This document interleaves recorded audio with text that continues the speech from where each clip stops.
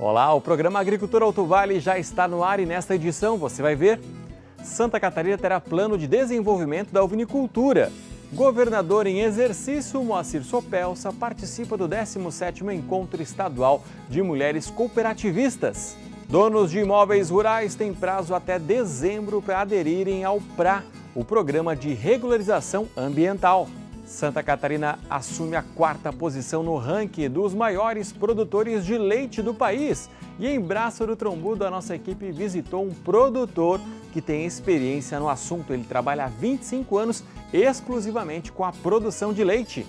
E hoje tem receita. A nossa equipe foi até Santa Terezinha para aprender a preparar a bolacha de mel.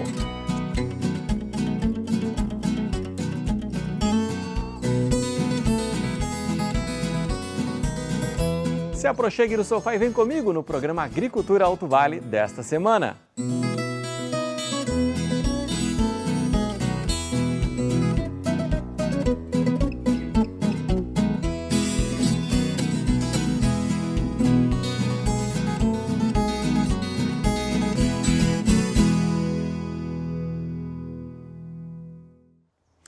Olá, que bom encontrar você aqui na tela da RBA TV, você que acompanha o programa Agricultura Alto Vale também pelas nossas redes sociais, Facebook e YouTube. Não se esqueça, o programa também está no nosso site.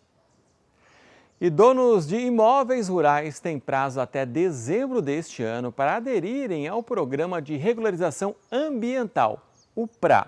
Mas só quem aderiu ao CAR até dezembro de 2020 poderá se beneficiar das vantagens do programa. O Cadastro Ambiental Rural, o conhecido CAR, e o Programa de Regularização Ambiental, o PRA, são ferramentas do Código Florestal que garantem a preservação e a restauração da mata nativa nos imóveis rurais. O CAR é obrigatório para todas as propriedades, com prazo de adesão indeterminado. Já o prazo para aderir ao PRA esgota em dezembro deste ano. Quando o proprietário cadastrou o CAR, ele teve que informar, apareceu quais são os passivos que ele tem de restauração, que são aquelas áreas que ele tem que recuperar ao redor dos rios, das nascentes, da reserva legal da sua propriedade. E é bem importante que o proprietário verifique se ele fez essa adesão. Se ele não fez, que até dezembro de 2022 ele vai fazer essa adesão então, porque é isso que vai garantir que ele consiga fazer essa restauração na propriedade e se beneficie de alguns pontos que estão no Código Florestal. O PRA, feito dentro do prazo, vai garantir ao proprietário rural um aproveitamento maior de áreas consolidadas. Quem tem adesão ao PRA até dezembro de 2022, ele vai se beneficiar do que a gente chama das áreas consolidadas, que são aquelas áreas que foram desmatadas antes de julho de 2008, né, e que ele vai poder restaurar então numa metragem prevista na lei que é menor do que era previsto antigamente. Se ele não aderiu ao PRA, ele vai precisar restaurar suas APPs na metragem anterior, que era dos 30 metros. Esse foi um dos temas abordados nesta reunião do Conselho dos Secretários Municipais de Agricultura da AMAV. Eles tiveram acesso a informações para orientar os donos de terras em seus municípios. A APREMAV até lançou uma campanha para alertar sobre o prazo de adesão ao PRA. Em Atalanta, por exemplo, todas as propriedades com CAR já aderiram ao PRA. É que um profissional da prefeitura coordenou todos os cadastros. Por isso que a gente convidou a APREMAV, junto com os demais secretários da região do Alto Vale, para estar mostrando o que eles podem estar auxiliando cada município dentro da sua dificuldade. Todo produtor que a partir do ano que vem precisar fazer de repente uma transação financeira, alguma coisa nesse sentido, ele é obrigatório ter o CAR, sabe? Então por isso que é uma das preocupações nossa como secretário da Agricultura e coordenador do Consagre, né, em todos os municípios esteja fazendo essa atividade. Para aderirem ao PRA, os donos de terras devem ir até quem fez o CAR para eles, geralmente secretarias de agricultura, sindicatos ou empresas particulares. E quem ainda não fez o CAR pode se informar junto ao município. O CAR é dizendo o que é a propriedade dele, as limitações dela, o tamanho dela e o que tem em cima dela toda, sabe? Então, tudo que tem em cima, desde nascente, a preservação, mata, não mata, área plantada, não plantada. Então, ele é feito um raio-x de tudo que ele tem na propriedade dele. Se ele precisar de alguma coisa junto ao Ministério da Agricultura, junto ao IPAGRE, SIDASC e mesmo os órgãos municipais, ele não vai conseguir se não tiver esse registro da propriedade rural. E a Federação de Agricultura e Pecuária do Estado e a Associação dos Criadores de Ovinos de Santa Catarina elaboraram o Plano de Desenvolvimento da Ovinicultura Catarinense, que foi apresentado ao governador em exercício, Moacir Sopelsa. O objetivo é alcançar a autossuficiência com a profissionalização dos agentes da cadeia produtiva e atingir a produção de 1 milhão de animais por ano, com faturamento em torno de 500 milhões de reais. Participaram do encontro o secretário da Agricultura, Ricardo Mioto, e o presidente da FAESC, José Zeferino Pedroso. O ponto de partida para a implementação do plano será o Fundo de Apoio ao Desenvolvimento da Ovinocultura do Estado, cuja proposta de projeto de lei já foi apresentada ao governador. Quando instituído, o fundo estará vinculado à Secretaria da Agricultura e seus recursos se destinarão a custear e financiar ações, projetos e programas para o desenvolvimento da ovinocultura no território catarinense. O chamado FADOvinos terá um conselho deliberativo composto de forma paritária entre o governo e o setor privado, e a destinação dos seus recursos será de no máximo 2% ao custeio administrativo e no mínimo 98% à execução e à administração de ações, projetos e programas. E Santa Catarina é o terceiro maior produtor nacional de alho. Veja como o controle de plantas daninhas pode ser realizado antes mesmo da ocupação. Áreas de cultivo devem sempre estar limpas para bulbos mais produtivos.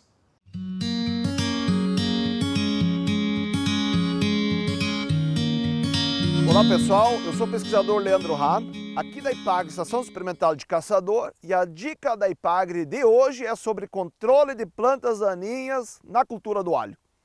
Aqui nós estamos numa área experimental onde nós simulamos as mais diferentes realidades do cultivo de alho.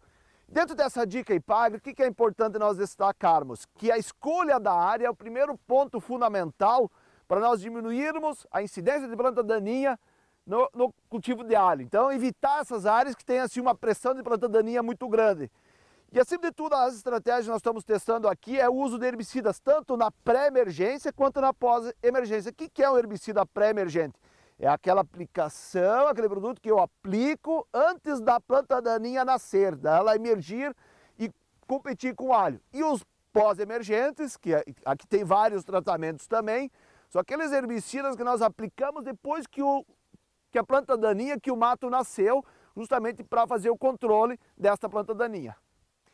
Então, nesta parcela aqui, né, nós temos a mato competição, que inclusive praticamente o alho não conseguiu nem competir com a planta daninha. Ou seja, aqui nós não fizemos nenhum tipo de controle, ao passo que nessa parcela, por exemplo, nós só fizemos a aplicação de herbicidas pré-emergentes e nós obtivemos um controle muito satisfatório das plantas daninhas. Praticamente nós não temos planta daninha nessa parcela e inclusive o alho, ele não teve nenhum tipo de injúria pela aplicação desse herbicida. Então é uma estratégia fundamental que o nosso produtor de alho tem que começar a adotar o uso de herbicidas pré-emergentes no alho.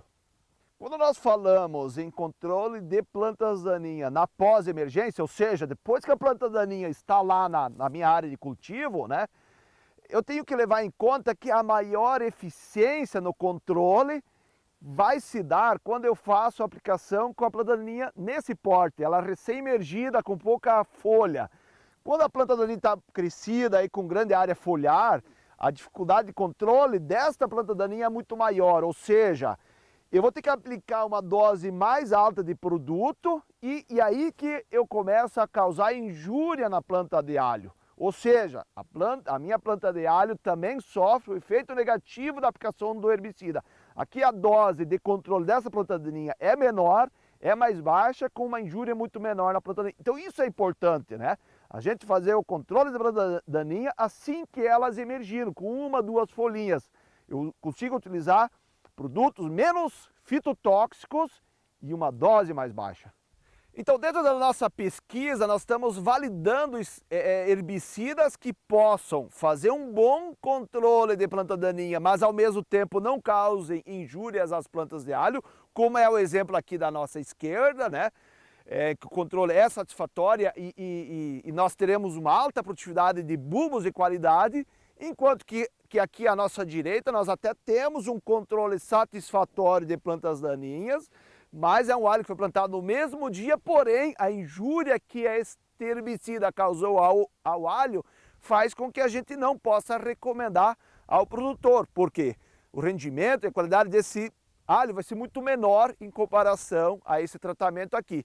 Então essas informações nós estamos divulgando nas nossas reuniões com técnicos, produtores, com extensionistas, e o produtor deve procurar a Ipagre justamente para obter essas informações para melhorar o controle de plantas daninhas lá na sua lavoura.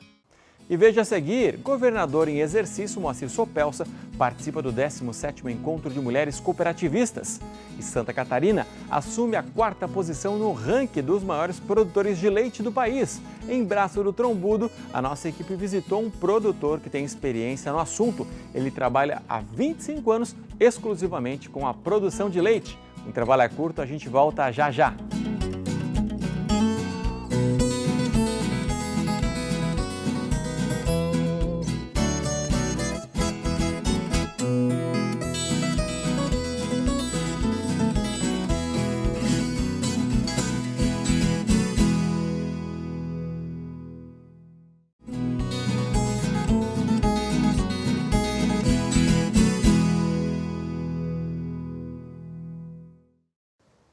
E o governador em exercício, Moacir Sopelsa, participou nesta semana em Florianópolis do 17º Encontro Estadual de Mulheres Cooperativistas.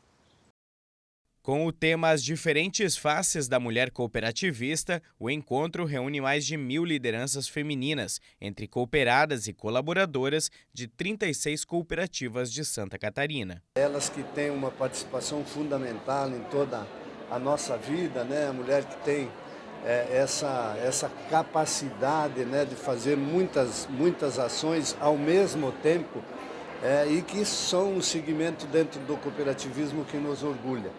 Elas fazem parte do dia a dia dos negócios, elas fazem parte do dia a dia do trabalho. É a mulher agricultora, é a mulher empresária, né?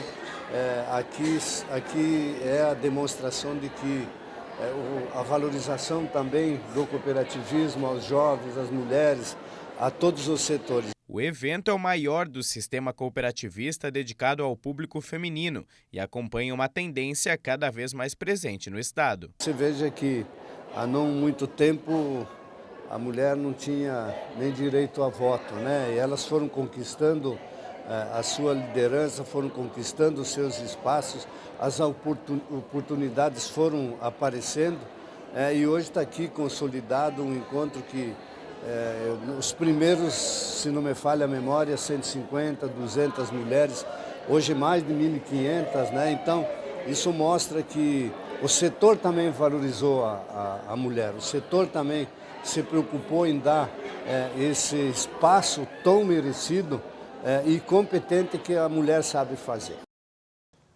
E agora tem receita no nosso quadro Delícias da Gastronomia. O chefe Carlos Bertolazzi vai te ensinar a preparar uma costelinha suína com mandioca na manteiga. Olha só.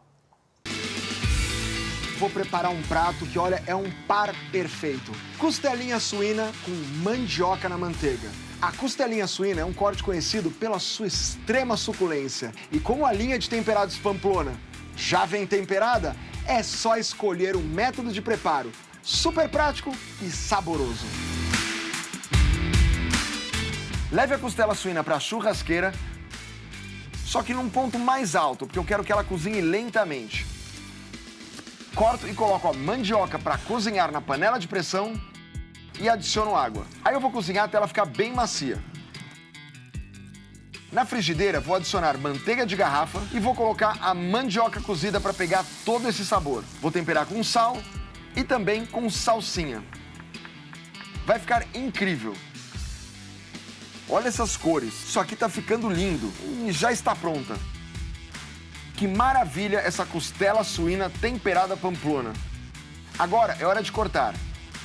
Olha essa suculência. Prepara aí na sua casa e me agradeça depois.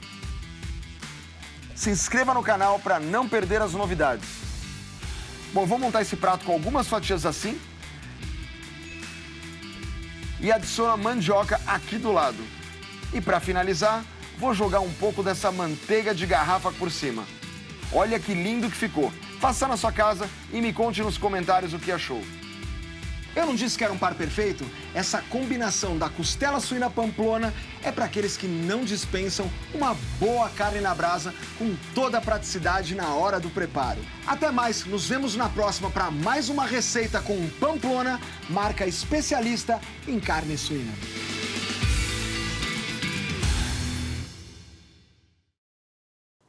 E Santa Catarina assumiu a 4ª posição no ranking dos maiores produtores de leite do país. O estado produz cerca de 3 bilhões de litros por ano. Em Braço do Trombudo, a nossa equipe visitou um produtor que tem experiência no assunto. Ele trabalha há 25 anos exclusivamente com a produção de leite.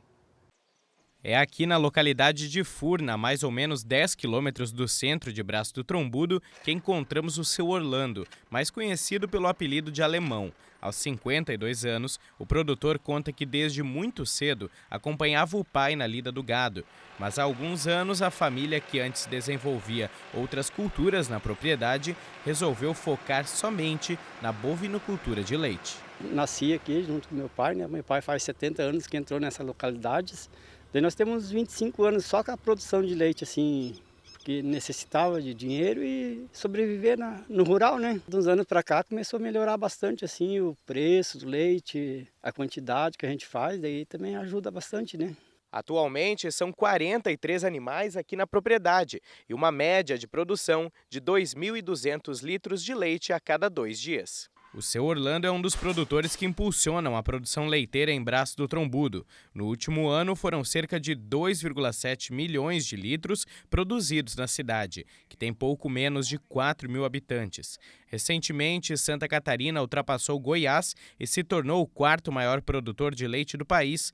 Com 3 bilhões de litros por ano, essa é a 3ª maior cadeia produtiva, atrás apenas da produção de aves e suínos. Para o agricultor de Braço do Trombudo, a tecnologia tem sido uma grande aliada na produção. Da distribuição da silagem para as vacas até a ordenha dos animais, os processos têm sido automatizados nos últimos anos. O trabalho está bom, está tudo mecanizado, né? É as altas e baixas dos produtos, e a temperatura, a chuva pesada que dá nas lavouras. Zevém, por exemplo, esse ano estragou a pastagem. Isso acaba atrapalhando um pouco a questão da pastagem. Bastante, né? Uma chuva de 300 milímetros, daí foi... E as neves em cima das zevém acabou, né? Dificulta um pouco o trato com os animais. Bastante, né? Não produz o que realmente produzia em outro ano, né? Tendo registrado preços recordes entre maio e julho desse ano, a expectativa é que o leite entre em queda nos próximos meses. Mas com uma quantidade 9% menor produzida no país, a tendência é que os produtores recebam mais pelo produto. Olha, de setembro a setembro nós fizemos com o Senar um acompanhamento.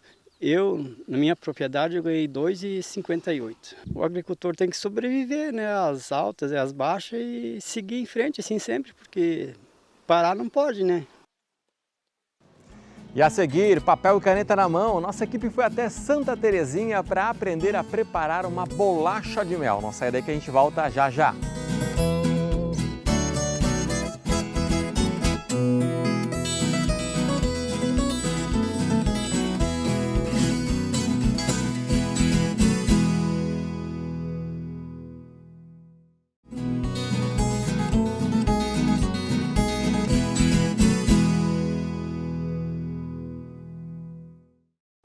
E amanhã tem show do Amado Batista na 14ª Festa do Mel em Santa Terezinha, que iniciou na quinta-feira. Olá, princesas e príncipes de Santa Terezinha, aqui é Amado Batista. E eu quero convidar todos vocês para estarem comigo num grande show no dia 25 de setembro. Vai ser na 14ª Festa Regional do Mel. E eu espero vocês, tá?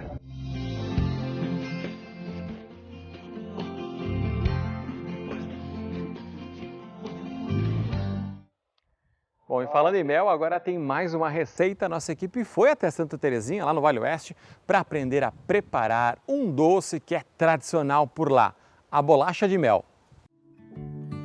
Ela é tão popular que virou símbolo de Santa Terezinha. É comum a gente encontrar nas padarias daqui bolachas de mel assim, decoradas, um capricho só. A receita vai passando de geração em geração. Bem, e para aprender a preparar essa delícia tão tradicional aqui em Santa Terezinha, nós viemos até a casa da Dona Inês, que fica aqui no Rio da Anta, mais ou menos 18 quilômetros do centro da cidade. Dona Inês é muito conhecida por preparar as bolachas de mel aqui no município. Já preparou muita bolacha, né, Dona Inês? Muita bolacha, muita bolacha. Como que a senhora aprendeu a receita? Eu aprendi que meu marido foi numa reunião de abelheiros, né? E trouxe uma receita. Daí eu comecei a fazer, né? Isso aí, então vamos aos ingredientes dessa receita tradicional aqui da bolacha de mel de Santa Terezinha, bolacha da Dona Inês. Para fazer 2 quilos de bolacha, você vai precisar de 12 ovos. Na massa serão usadas só as gemas e as claras podem ser reservadas para a cobertura. 300 gramas de manteiga, 2 xícaras de açúcar, 2 xícaras de mel, 4 colheres de chocolate em pó, 3 colheres de fermento, 1 colher de sal amoníaco, meia xícara de leite, cravo, canela e noz moscada e trigo até a massa ficar no ponto. Bem, antes da gente ir então para o modo de preparo dessa receita da bolacha de mel aqui com a Dona Inês, eu quero registrar a presença de uma turminha para lá de especial que veio acompanhar a gravação da nossa reportagem. São os alunos do 3º ano da Escola Básica Municipal Alto Rio da Anta. Eles vieram acompanhados da professora Rita, também da diretora Neuci. É que eles estão aprendendo sobre a história do município nas aulas de Geografia e História. Vamos ao preparo então. O primeiro passo é mexer bem as gemas. Depois acrescente as 2 xícaras de açúcar, sempre misturando bem. Na sequência é a vez do mel. Aí entram a manteiga, o leite que ela amornou com a colher de sal amoníaco, o chocolate em pó, o cravo em pó, a canela em pau e a noz moscada raladas, o fermento e o trigo até a massa ficar pronta.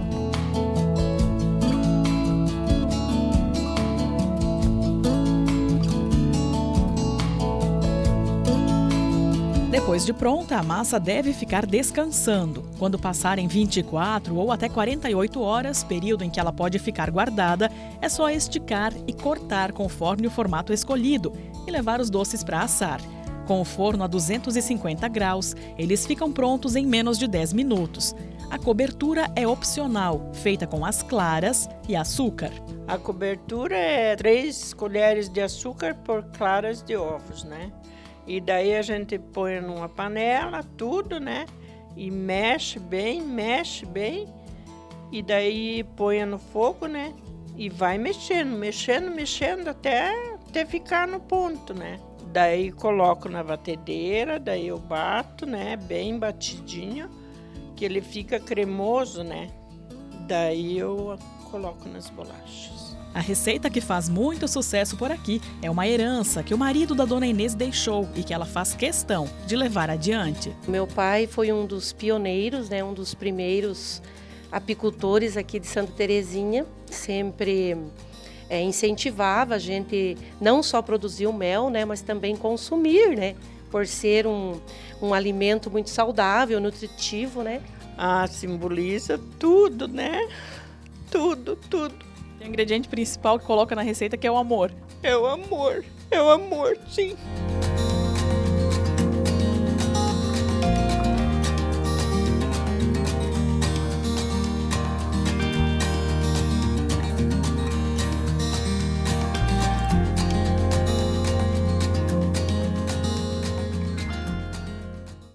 O programa Agricultura Alto Vale termina aqui. A gente lembra que todas as reportagens estão disponíveis na nossa página no Facebook. Dá para curtir, comentar, compartilhar. Se inscreva também no nosso canal no YouTube. E, é claro, o programa está no nosso site www.rbatv.com.br. Um grande abraço para você, obrigado pelo carinho e a gente se encontra na semana que vem. Cuide-se bem!